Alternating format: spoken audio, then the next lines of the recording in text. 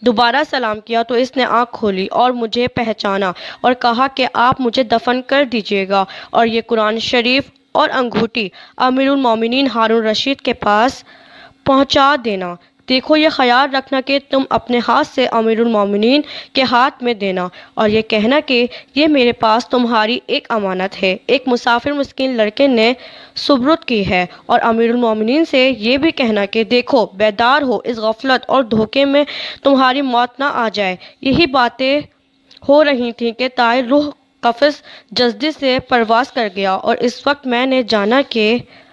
یہ خلیفہ کا جگر کا گوشہ ہے۔ میں نے اس کی سب وصیتوں کو پورا کیا اور قرآن شریف اور انگوٹھی لے کر بغداد آیا اور خلیفہ ہارون رشید کے محل کے ارادے سے نکلا اور ایک بلند مقام پر